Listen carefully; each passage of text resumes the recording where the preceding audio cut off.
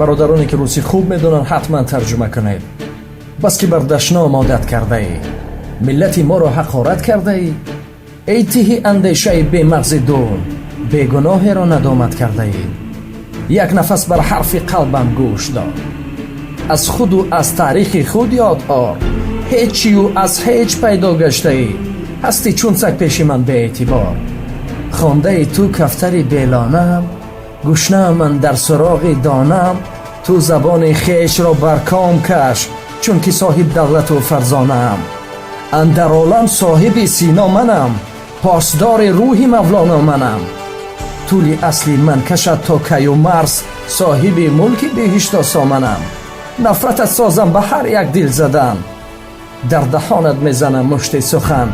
عاقبت از هرزه هایت خیشتن، میشوی شرمنده اندر انجمن.